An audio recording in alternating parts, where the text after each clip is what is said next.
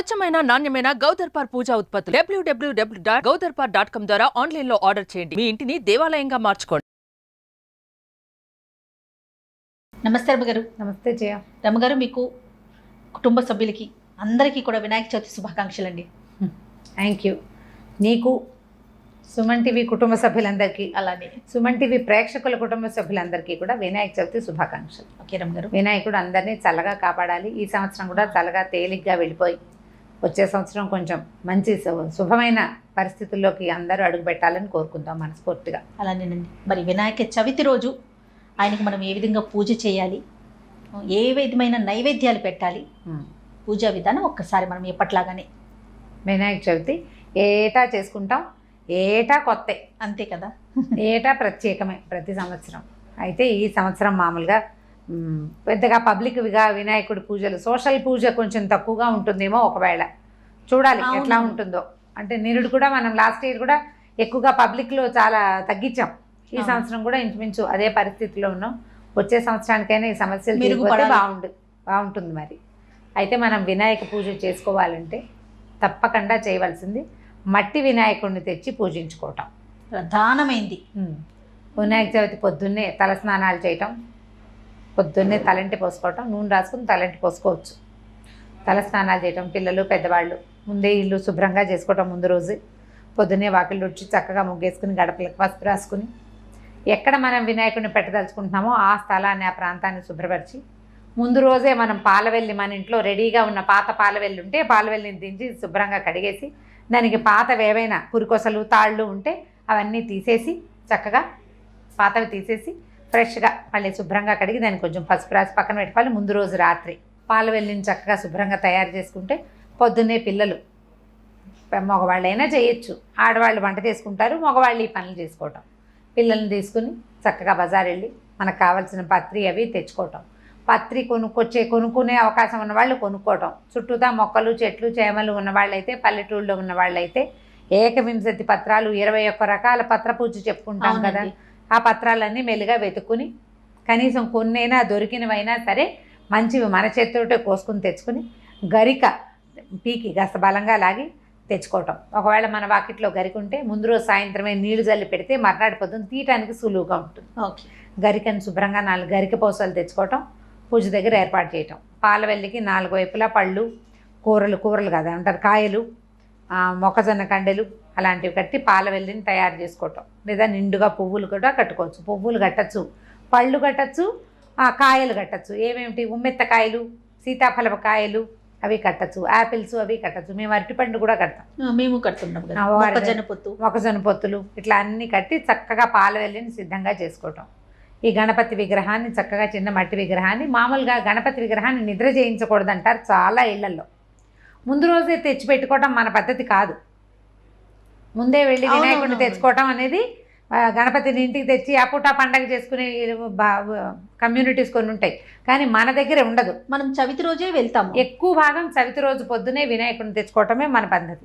ఒకవేళ మీ ఇళ్లలో ముందే తెచ్చుకునే పద్ధతి ఉంటే అది వాళ్ళు మన అలవాటుని బట్టి మట్టి వినాయకుడిని తెచ్చుకుంటాం. ఈ తెచ్చుకున్న వినాయకుడిని చక్కగా ఈ ఒక పీట ఏర్పరచుకుని పీట మీద కాసిన బియ్యం పోసి కొత్త వస్త్రాన్ని కానీ, ఏదైనా కొత్త ఉత్తరీయాన్ని కానీ, లేదా చిన్న కొత్త బ్లౌజ్ పీస్ని కానీ, మేమైతే కర్చీఫులు కూడా వేస్తున్నాం, కొత్త కర్చీఫులు. మరి వినాయకుడు బుజ్జివాడు ఇంతే ఉంటాడు, ఇంత పెద్ద వస్త్రం ఎందుకు, అలాగనమాట.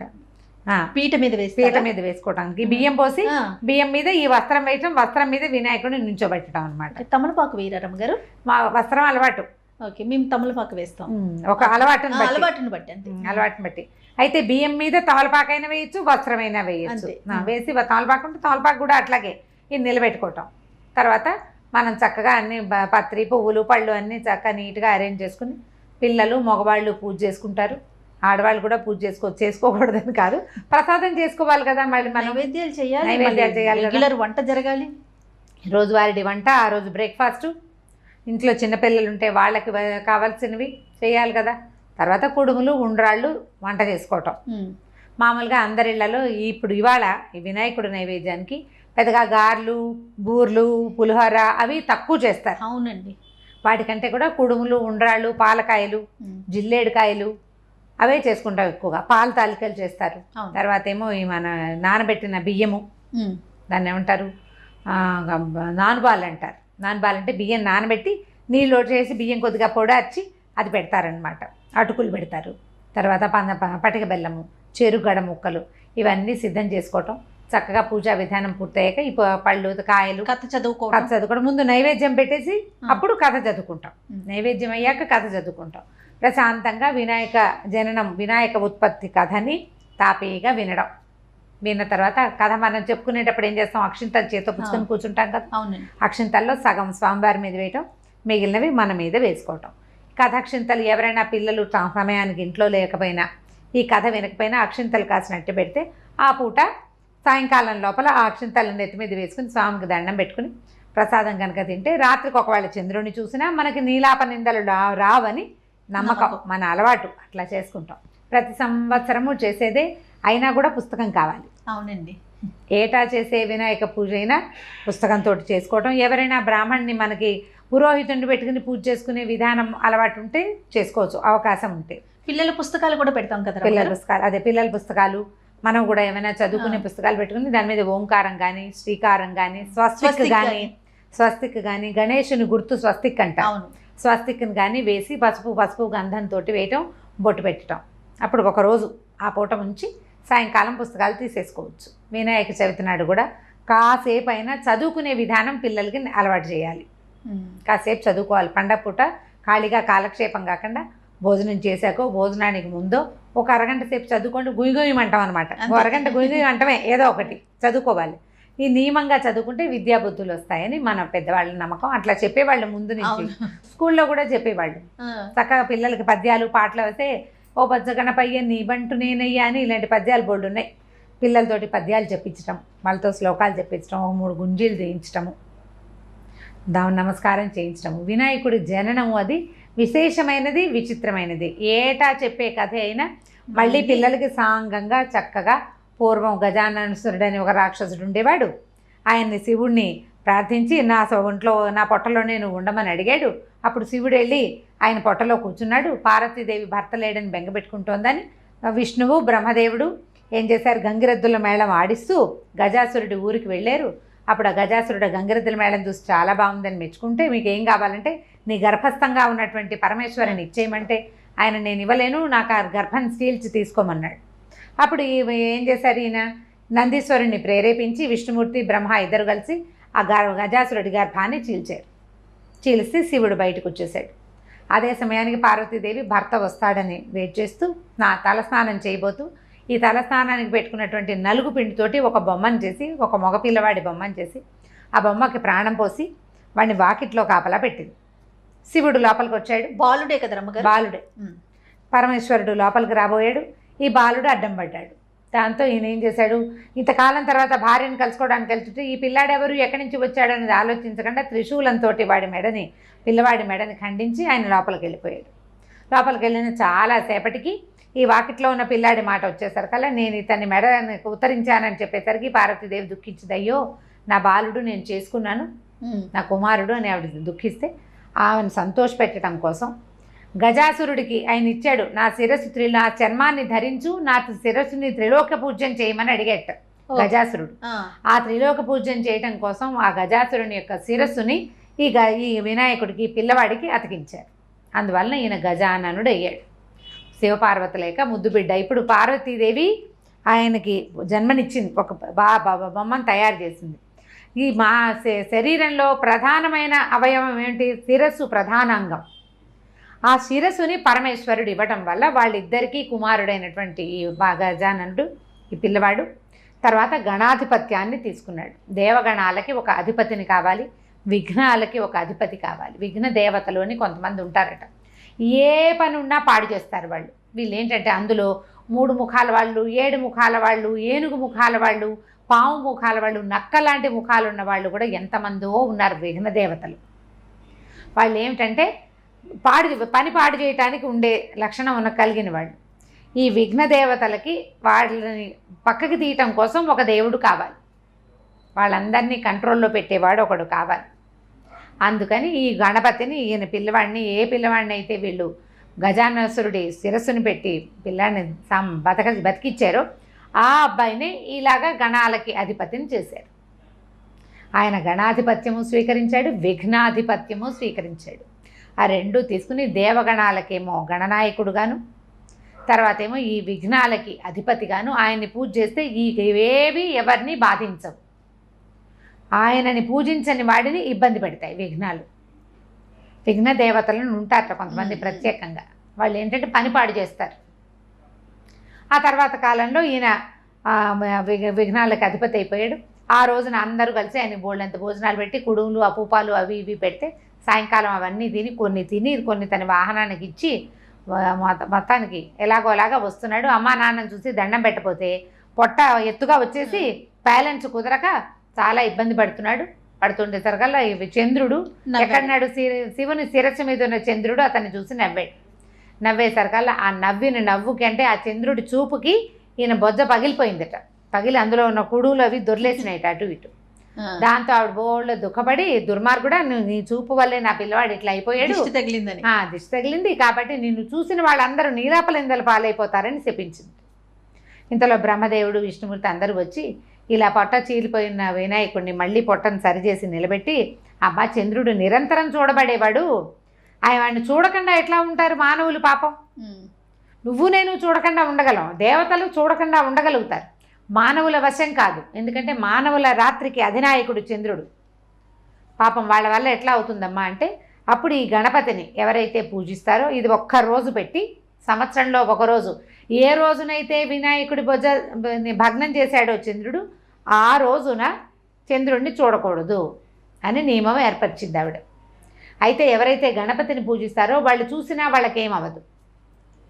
ఆ మాట ఆవిడ చెప్పరా, ఆ రోజును చూడొద్దు అని చెప్పింది. తర్వాత కాలంలో తన మీద వచ్చిన నీలాపనిందని బాపుకున్నాడు కృష్ణ పరమాత్మ. ఆయన దీన్ని మార్చాడు, ఆ శాపాన్ని, పార్వతీదేవి శాపాన్ని ఎట్లా మార్చాడంటే, ఆ రోజు వినాయక చతుర్థి నేను వాళ్ళ పగలు చూడకుండా ఉన్నాడు, ఊరంతా చాటిచ్చాడు. పార్వతీదేవి శాపం ఉంది కాబట్టి ఎవరు చంద్రుడిని చూడకూడదు, పెందరాళే భోజనాలు చేసి పడుకోండి అన్నాడు. ఈయన ఏం చేశాడు, గోష్ఠానికి వెళ్ళి పాలు పితికాడు, పాలు తీయటానికి పాలల్లో చంద్రబింబాన్ని చూసేశాడు. అందుకని ఆయన ఏం చేశాడు, దానివల్ల ఆయనకి సత్రాజిత్తు శమంతకమణిని అపహరించిన ఇది ఆయన నీలాపనింద ఆయన మీద పడింది. ఆ తర్వాత అందరు అడిగారు, అయ్యా నువ్వు సమర్థుడివి, భగవంతుడివి, సాక్షాత్ భగవంతుడివి, నువ్విట్లా నీ మీద వచ్చిన సమస్యను తీర్చుకున్నావు, మాబోటి వాళ్ళ వల్ల ఏమవుతుంది అంటే, అప్పుడు ఎవరైతే విఘ్నేశ్వర పూజ చేస్తారో ఆ కథ విని అక్షింతలు తల మీద చల్లుకున్న వాడికి పార్వతీదేవి శాపం ఫలించదు అని ఆయన ఆ శాపాన్ని కొంచెం టర్నింగ్ చేశాడనమాట. మానవుల కోసం ఆయన మానవుడిగా పుట్టడం వల్ల మనకు మేలు జరిగిందనమాట. అట్లా ఈ కథను విని తల మీద అక్షింతలు ధరిస్తే విఘ్నాలు తొలుగుతాయని, ఆ రోజు రాత్రి చంద్రుడిని చూసినా కూడా మనకి ఏ ఇబ్బంది ఉండదు అని చెప్తారు. మనం ఏటా చెప్పుకునే కథే. అవునండి. కానీ ఒకసారి ఆ కథ చెప్పుకుంటే కొంచెం సంతోషంగా ఉంటుంది, మనకి బాగుంది అనిపిస్తుంది. పూజ చేసుకోవాలి, కథ వినాలి. ఇది కథ వినటం చాలా ప్రత్యేకం. వినాయక చవితి పూజలో 9 రోజులు చేసుకుంటారు. కొంతమంది 5వ రోజునే వినాయకుడిని నిమజ్జనం చేసేస్తారు. కొంతమంది 9 రోజులు ఉంచుకొని నవరాత్రులు చేసి 9వ రోజు తర్వాత చతుర్దశి నాడు నిమజ్జనం చేస్తారు. అయితే ఈ నవరాత్రి పూజకి రోజుకొక వేషం వేయటము అవి ఉండవు. అవును. ఎక్కడ మనం దసరా నవరాత్రులు చేస్తాం, శరణవరాత్రులు రోజుకొక అలంకరణ ఉంటుంది. ఇక్కడ రోజుకొక అలంకారం ఏమి ఉండదు, రోజుకొక ప్రసాదం చేసుకుంటాం. ప్రతిరోజు అదే గణపతి పూజ. 9 రోజులు అర్చన ప్రధానం, అంతే. అవతారాలు ఏమీ లేవు, అదే గణపతి, కానీ అర్చన ప్రధానం కాబట్టి 9 రోజులు అర్చించి 10వ రోజున నిమజ్జనం చేయటం ఒక విధి, అలవాటు. 3వ రోజున చేయొచ్చు, 5వ రోజున కూడా చేయొచ్చు, 7వ రోజున పనికిరాదు. 9 రోజులు అయ్యాక చేయొచ్చు అన్నమాట. 9వ రోజు పూజ చేశాక నిమజ్జనానికి తీసుకెళ్ళిపోవచ్చు.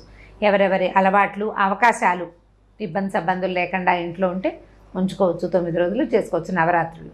రోజు సాయంకాలం అయ్యేసరికి పొద్దుటిపూట చెయ్యరు, మామూలుగా పొద్దున్న దీపం పెట్టి ఊరుకుని సాయంకాలం చక్కగా పూర్తిగా పూజ చేసుకుని ఏదైనా ఒక నైవేద్యం చేసి చక్కగా హారతి ఇచ్చి దేవుడికి దండం పెట్టుకోవటం.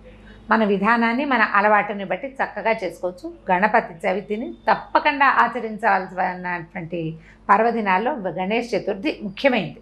అవునండి.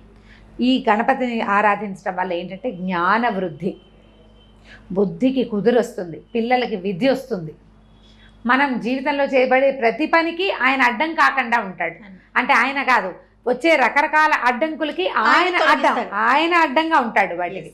అందుచేత మనం జీవితంలో ముందుకెళ్ళాలంటే మనకి గణపతి పూజ చాలా ముఖ్యమైనదని ఇది మనకు అలవర్చి ఉంచారు.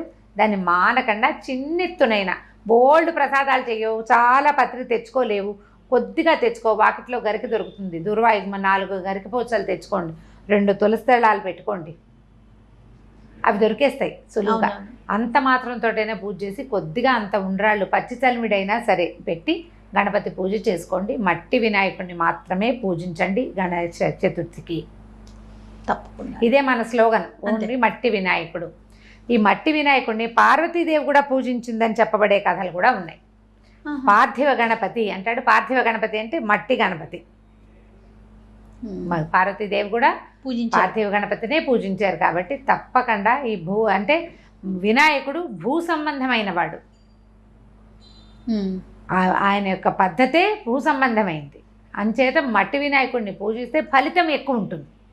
రంగులు రంగులుగా ఉంటే బాగుంటుంది, ఎందుకు బాగుంటుంది, ఫోటో తీసుకోవడానికి బాగానే ఉంటుంది. అది ఏ మట్టిలోనూ కలవని పదార్థంతో చేసిన వాటిని కాకుండా మళ్ళీ మట్టిలోనే కలిసేటట్టుగా ఉండేదాన్ని పూజ చేసుకుంటేనే ఫలితం మంచిది. తప్పకుండా రమ్మగారు. మరొక్కసారి వినాయక చవితి శుభాకాంక్షలు అండి. థ్యాంక్ యూ జయ. నమస్తే.